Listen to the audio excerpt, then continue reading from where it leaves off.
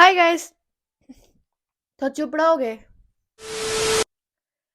Hi guys, what's up? Welcome back to my channel. I'm Divyanshi and I welcome you all to a brand new study vlog. So, what are we up to this time? Actually, it's let me tell you the exact time. Hello, respond. See, it's exactly 7:01, which means we need to get to work.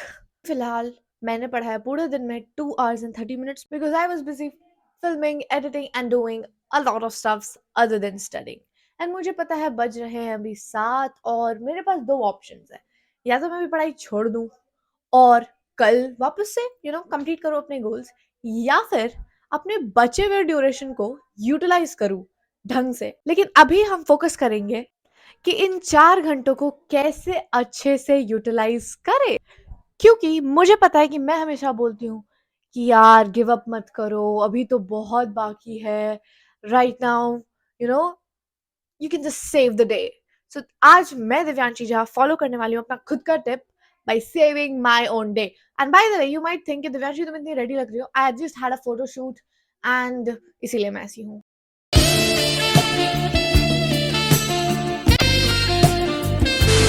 You know we all love a change of look sometimes. So इसलिए I'm very very ready.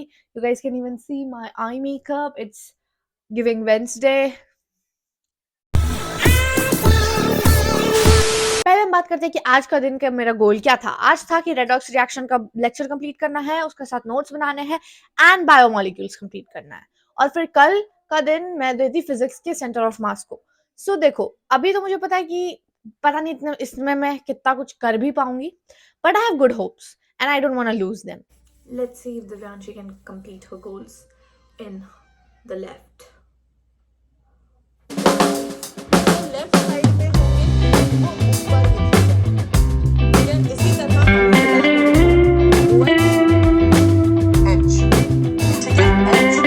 So I just got to know that I have my class of applied education. Actually, today I think our topic is essay writing, and this is my favorite portion of English when we discuss about parts of speech and all. So yeah, obviously I cannot go like this in the class. I was looking very Halloween, Annabelle vibey wali type ki ladki. But yeah, I just wanted to do it, so I did it.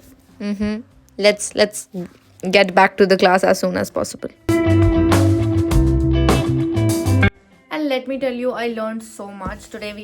The concept was letter writing, and it was the same topic as not just letter writing, it was writing in general. Today we were given random pictures, and it was to test our imagination and our psychological, you can say, strength of how we perceive one pictures. Like, I'll show you, like, this was given and every student has to give what they first thought when they saw the picture.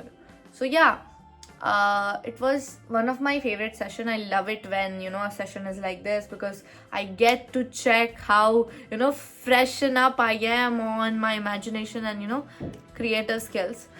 I did pretty good in class today and it was amazing. अब हम आते हैं अपने main motive पे। अभी मैंने 5 घंटे की पढ़ाई कर ली है and I still have redox reaction and biomolecules का 2 hours का lecture left. So what should I do, I am not really sure right now. अगर मैं एक गो में देखूंगी तो ये हो जाएगा 2 घंटे का भी अच्छे से, लेकिन मैं सोच रही हूँ कि मैं पहले रेडॉक्स कंप्लीट कर लूँ, क्योंकि रेडॉक्स बहुत कम बचा हुआ है, लाइक 20 minutes बचे हैं, नहीं या फिर कुछ उससे ज़्यादा, 30 minutes बचे हैं लेक्चर का। So my mom just got this bento cake for me because she loves me. It's so cute. So actually इसके बाद मैंने सोचा कि छोड़ो यार, रेडॉक्स बचा है कम, वो कल भी कर लेंगे, तो ऑलरेडी पढ़ा भी हुआ है मैंने, अभी बायोमोलिक्यूल्स ही खत्म करता है, because that's on edge, right?